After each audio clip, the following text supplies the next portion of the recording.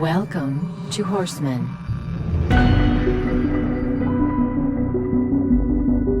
Episode 4, The Black Horse.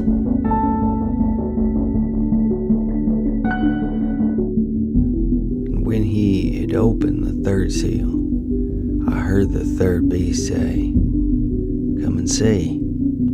I beheld, and lo, a black horse, and he that sat on him had a pair of balances in his hand. And I heard a voice in the midst of the four beasts say, "A measure of wheat for a penny, and 3 measures of barley for a penny, and see thou hurt not the oil and the wine." Book of Revelation, chapter 6, verse 5.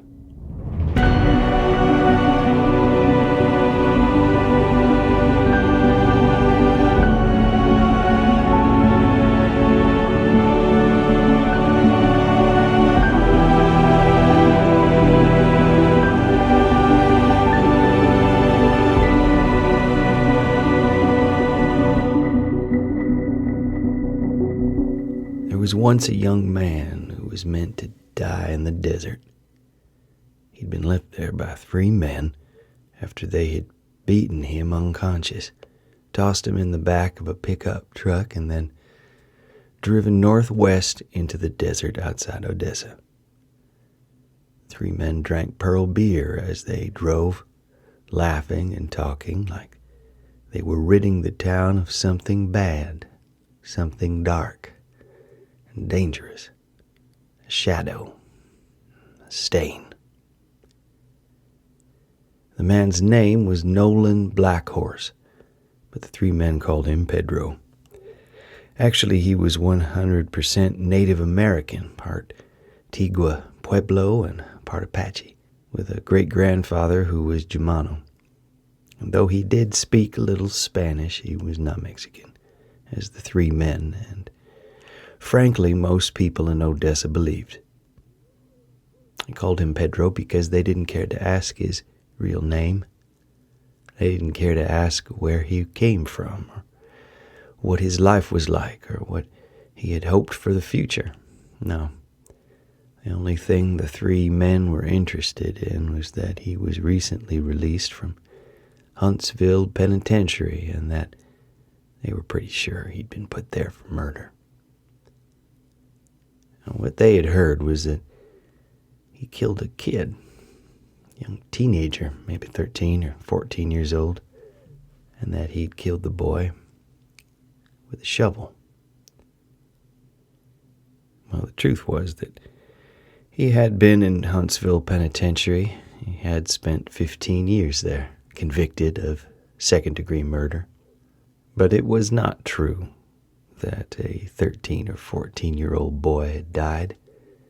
Nolan was actually the 13-year-old boy in that situation. The boy who died was 17. And when the police came to the scene and saw Nolan sitting at the dead boy's side with one hand on the boy's bloody chest and the other on a metal shovel, well, of course they assumed Nolan was the killer. They had him step away from the body, and then they beat him. Later, one of the officers said that he'd seen Nolan reaching for something in his pocket and assumed it was a weapon. There was no weapon, as it turned out. He had nothing in his hands or in his pocket, at least that's what they all thought. But Nolan had something in his hand. He just dropped it when they beat him, and he wasn't able to find it as they were handcuffing him. It was a small photograph, about the size of one of those you get from a photo booth, a little larger than a stamp.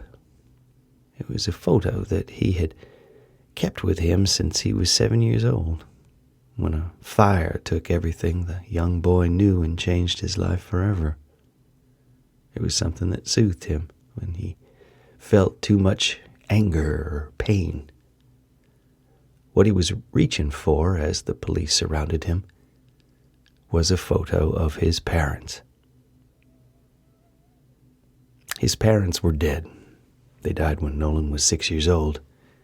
No one knows how the fire started, but rumors quickly circulated that it was Nolan's fault. The boy was strange, thought others in town.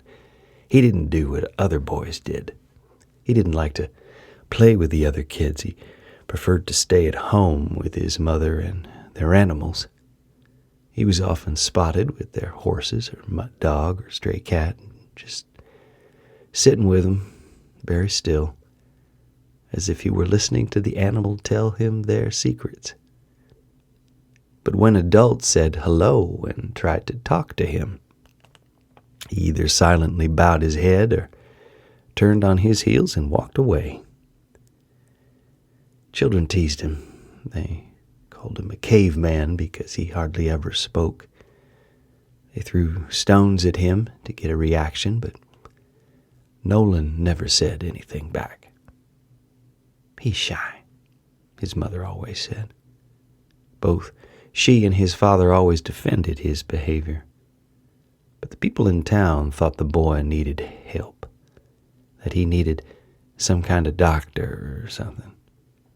His parents politely shrugged off all the opinions and advice and chose not to worry about Nolan. So he was a little different. As Native Americans living in a predominantly white and Hispanic part of Texas, they were used to feeling different. It was normal for them, and they were even proud of Nolan's difference. And then came the fire. It happened on Easter of all days. The fire started sometime in the night, and by the time the volunteer firefighters arrived on Easter morning, much of the house was engulfed in flames. When the police arrived, they found 7-year-old Nolan sitting next to the body of his mother in the backyard. Judging from the marks on the ground, they believed that he had pulled his mother out of the house. His father was still inside when the house collapsed. The first officer to approach Nolan, a big, white German-American man named Klaus, who knew him and his family, reached down to pick him up. "We're going to take care of your mom, son," he said, trying to reassure him. "No, let me help her," he said, holding on to his mother's arm. "Come on, Nolan," Officer Klaus said, trying to take him away. "I want to stay," he called. "She's gone," one of the other officers said, examining his mother.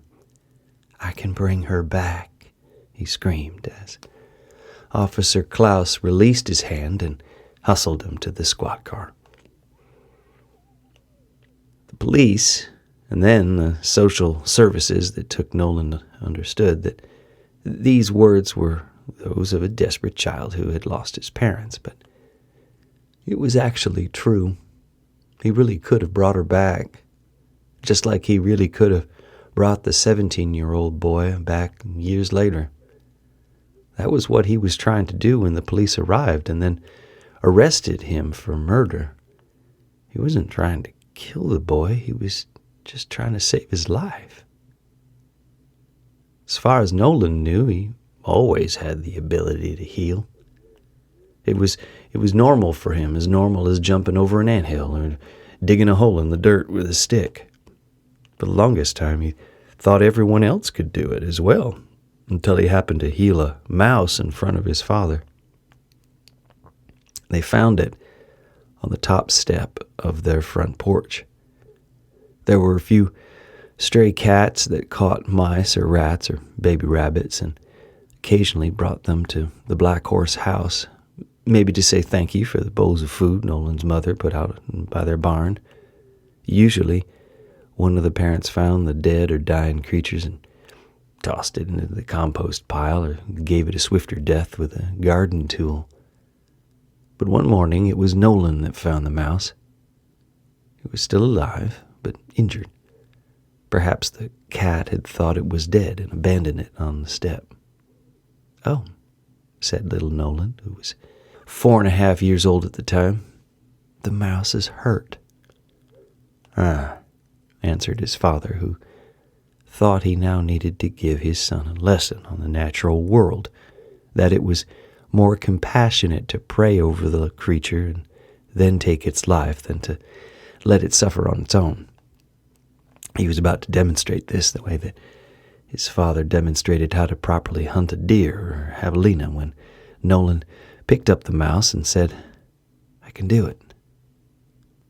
He then closed his eyes and with one hand steadied himself with a nearby post while he cradled the mouse in the other. His father watched his young son frown and then cock his head as if he were having a dream. His father didn't understand what was happening and considered taking the mouse from his son. What was he doing? For Nolan, he was doing what he always did when encountering an injured animal or plant. He was feeling the mouse, almost inhabiting the mouse, as if the creature were a multi-room house that he could wander through. He imagined different spaces until he found one where something was out of place or broken. When he found a big room with things, boxes or cabinet-shaped things just scattered about, he confidently went into the space and he put it right. He picked up some of the boxes, studied others, got them all lined up and organized. When he was finished, when the room was back to its proper state, he opened his eyes and he smiled. "Okay," he said proudly, showing his father the mouse. And his father marveled. The mouse was healed. The dried blood was still there, but the creature was no longer cowering and still, but animated, eager, and he was fine. The mouse that had looked like it was going to die was healed. Nolan then put the mouse down, and they watched as the little creature scurried away. When Nolan looked back up at his father, however, he saw an unexpected expression. Nolan had assumed that this was normal, that this was something that he and his father and his mother could all do, but his father was not smiling, nor did he look proud. He looked worried. "What did you do?" his father asked. Nolan frowned. He could tell that he had just done something wrong and that it was very possible that he was now in trouble. So he didn't answer at first. He just looked down to where the mouse had been and considered his options. "Did you heal that mouse?" his father asked, now changing to a gentler, more sympathetic tone. Nolan looked up again and studied his father. It was now unclear how his father felt. Was he worried? Curious? Maybe just surprised? Nolan took a risk and nodded his head. His father nodded back, and that was all he said. No more questions. The nod was enough for Nolan. He understood. What he learned in that moment was that what he did was not bad. Healing animals was not against any rules. It was okay to do, but he wasn't to let anyone know he could do it. When his father nodded and didn't say anything again, he understood that it needed to be a secret from everyone, including his parents. So this is what he did. He kept his healing a secret. And for a while, it was fine. But as he got older, he found that more and more creatures were injured, even if they didn't look injured. They had fear, and they were sad. One of their horses might have a worry in her belly, or the dog might miss Nolan's father when he was away at work. And then there were wild animals, a hungry hawk, an exhausted hummingbird, a confused armadillo. There was always something. It became distracting and overwhelming, and he found that people were the worst. There was always something wrong with everyone he met, even his parents. Sickness, grief, anger, regret. Pain. So much pain. Even the children had pain. It was too much. So he kept to himself. He tried to keep out all the pain and suffering he felt from everyone he met. He tried to keep out all the grief and illness and worry, hunger. But it was hard work. And when the fire took his house and his parents and any sense of security from him, he was suddenly given a precious gift. It was a wall, a thick, padded wall that surrounded his heart and mind. He was suddenly numb to everyone's pain and sorrow and illness. He could sense little vibrations of it if he wanted to, but he didn't want to. So he welcomed the numbness. He welcomed the wall. And he stayed there for many, many years. Since Nolan had no identifiable family that could easily be found and reached, he was sent to a ranch for boys in the Texas Panhandle. The ranch had been created to house and educate boys who were considered bad or had no relations who wanted to take care of them. The boys nobody wanted was the phrase they most often used. And since Nolan had no family stepping forward, he qualified. Maintaining this wall of numbness, he went to the ranch without any resistance. He stayed there for 7 years, hardly ever talking, doing what he was told to do, and doing his best to endure the teasing and quiet bullying from some of the other boys. And then, when he was 14 years old, he just left. One day, instead of going to the kitchen at dawn to help set up for breakfast, he just kept walking, without any water or food or anything other than the clothes he was wearing and a small photo of his parents that he always kept in his back pocket. He just walked out into the dim light of the plains, wide open, scrabbly plains of the Panhandle where you could see for miles and miles, empty but for scraggles of scrub brush and occasional low-growing mesquite tree. He walked and walked, having no idea where he was going, and ready for just about anything, even death. He walked all day until he reached a gathering of live oak trees surrounding a small water hole. He drank from the hole and then waited out the heat, tucked under the largest of trees.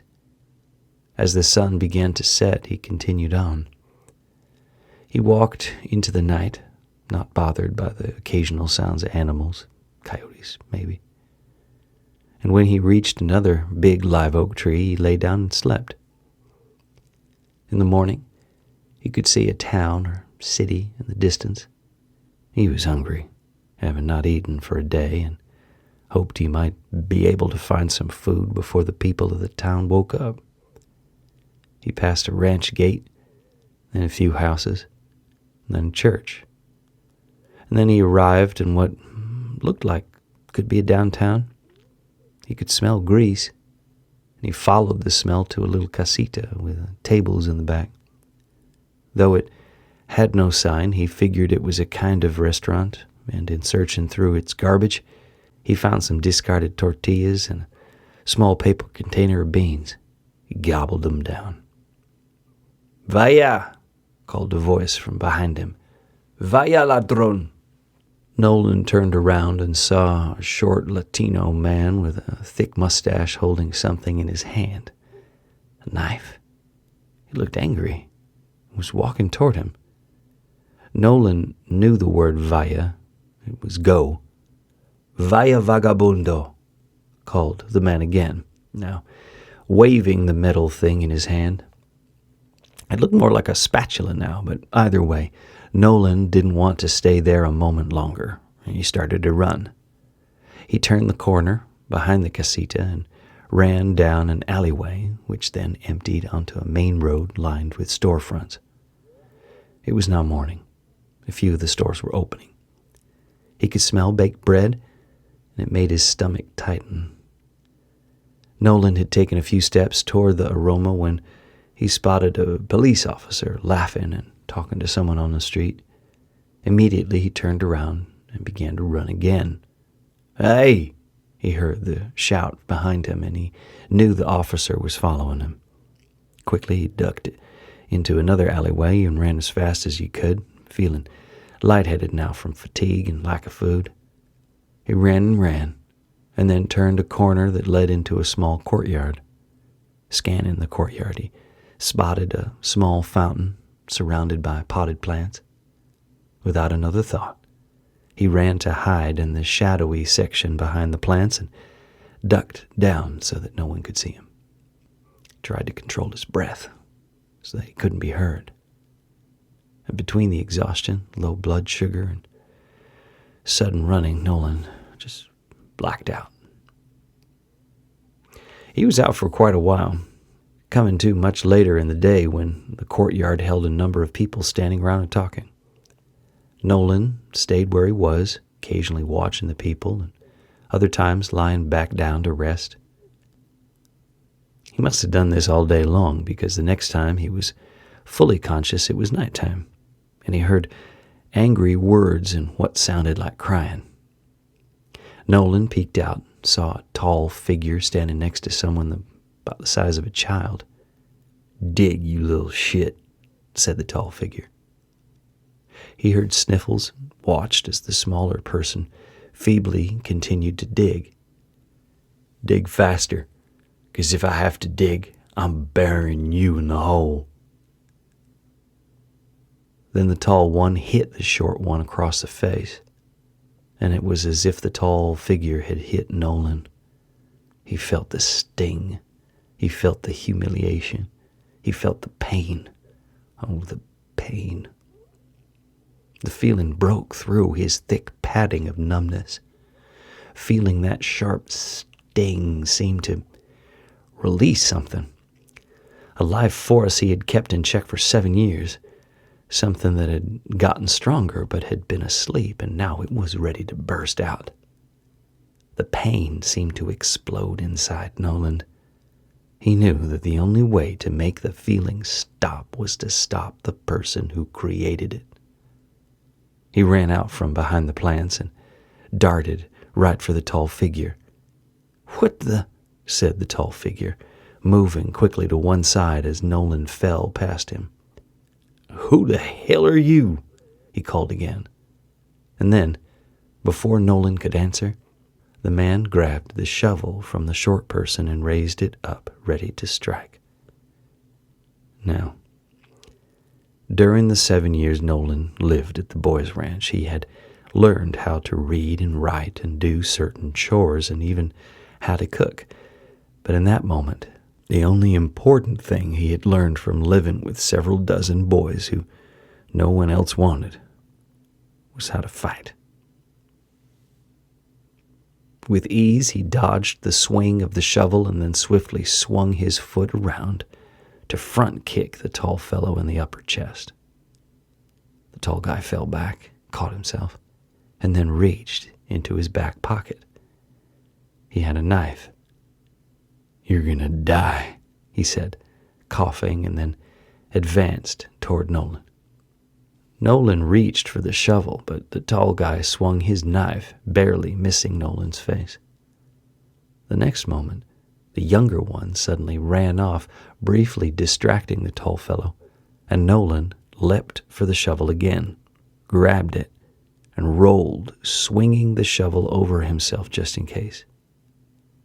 Nolan felt the shovel hit something, so he sprang backward as soon as he could. When he turned back to face the tall fellow, he saw a silhouetted figure hunching over, clutching at his throat. It was dark now, and the quarter moon offered just enough light to show that the man's throat had been cut. Nolan heard a coughing and a gurgling, and then the figure fell over. Nolan hesitated a moment, not knowing what to do. Run? Run where? How could he get away from this? And then he remembered. He remembered what he could do, and he felt that he had no choice. He had to heal this person. The man was not dead when Nolan put his hand on his body. Using the shovel like a grounding rod, he felt a warm, buzzing surge of energy overtake him. He closed his eyes and imagined himself in the otherworldly healing house again.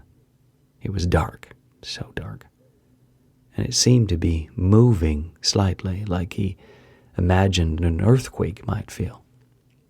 He steadied himself in his imagination and walked on until he found a room that was flooded with dark water spilling out of it like a broken pipe. He waded into the room and saw that there was a gash in the wall, a long gaping hole with 2 flayed edges on either side. He knew that if he could gently pull those 2 edges back together, he could stop the flooding, he could stop the leak. And he immediately set to work. It took a great deal of patience and gentleness to fold the torn edges over. They were so delicate, almost like tissue paper. But after a while, he was able to successfully put one side back in place. So he moved to the other side. "Hands behind your head," the voice was suddenly booming all around him. While he worked on the wall, he looked back to see 2 enormous wolves baring their teeth. He turned back to the wall, but suddenly it began to recede out of reach, as if the wall itself were moving away, fleeing. And then he was torn out of his imagination only to feel someone yanking on his shoulder. Then the scrabbly ground came crashing into the side of his face and body. "We need an ambulance over here," he heard someone call. Nolan arched his head up to see a man in uniform, holding a flashlight, looking down at the young man on the ground. The reality of the situation started to become clear to Nolan, and he felt a familiar pain of fear push up from his belly into his throat. Instinctively, he reached for his back pocket where he kept the photograph of his parents, the only thing he owned that was connected to them. "Watch out," called the man in front of him. And that was when they beat him. He was arrested and refused to talk to his appointed lawyer. What was the point, he thought? He'd killed a man who turned out to be a kid, only 17 years old. He had killed him. It was his fault. He didn't need a defense as far as he was concerned. They tried him as an adult, as they didn't know who he was or how old he was, and in no time, Nolan Blackhorse was in the Huntsville Penitentiary in Huntsville, Texas, beginning a life sentence for second-degree murder. The protective coat of numbness was back on. He did not use his powers of healing for the entire 15 years he served in Huntsville.